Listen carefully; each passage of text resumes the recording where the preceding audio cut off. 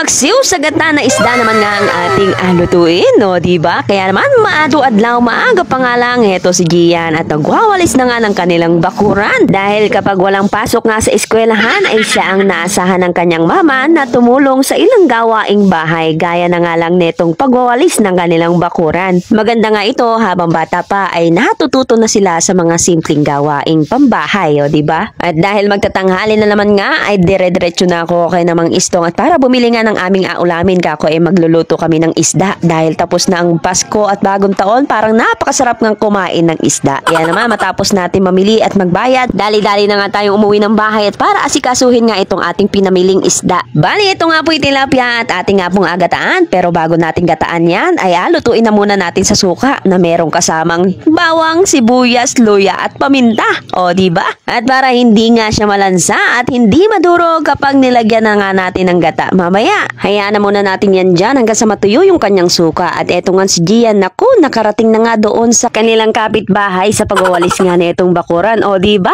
apakasipag na bata. Maganda nga yan, habang maaga ay natututo na nga siya sa mga gawaing bahay. At kahit lalaki nga itong anak ni Mean ay sinasanay na nga niya sa mga simpleng gawaing bahay. Para nga naman kapag lumaki na siya, naging binata at napunta sa ibang bahay o magkaasawa, ay hindi nga sila mahirapan. Kaya tayo mga anak ay lagi lang tayo sumunod sa ating magulang dahil ang kanilang ginagawa ay para din naman sa ating kapakanan. At huwag tayo magagalit kung lagi nga tayo nilang inuutusan. At nung matapos nga kami doon sa labas, eto, tinanda ko na nga rin yung mga gulay natin gagamitin para doon sa ating lulutuing gata. O diba? Dahil nakalimutan ko nga magpakayod ng nyog, kako, eto na nga lang ang ating gagamitin, ang Coco Mama o ng piga fresh gata. O diba? Pero mas gusto ko pa rin talaga yung fresh na natural ng gata ng nyog. At habang naglalabas si Mean, kako, ako na nga magluluto ng ating pong pananghalian. At habang inaantay natin na matuyo yung paksiw na isda, ay hinanda ko naman itong ating gata na Coco Mama. At nung matuyo-tuyo na itong ating paksiw, nilagay ko na nga itong kamatis. Matapos niyan, inilagay ko na nga rin itong ating gata na Coco Mama. Bali, first time ko nga gumamit nitong Coco Mama na panggata sa ating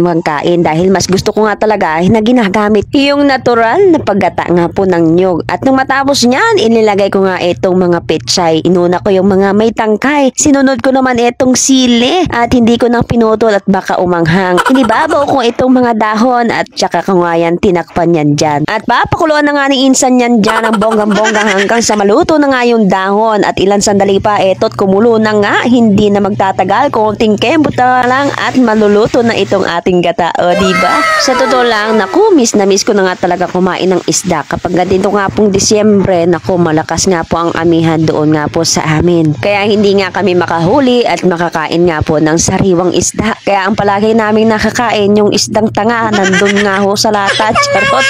Wala naman nga kaming magagawa kundi ang magtiis habang malakas ang alon ng dagat dito nga sa amin. Bali, naglagay nga lang ako ng asin at aking nga pong tinikman yan dyan. At nung tinikman ko, nako, halos makalimutan ko na nga yung aking pangalan. Charot. At finally, heto na nga po ang ating paksiw sa gataan na tilapia. O diba? Pakasarap na nga po niyang tignan. O paano? Hanggang dito na lang muna. At sana'y nag-enjoy ka sa iyong panonood. Hanggang sa muli, maraming salamat. Bye-bye!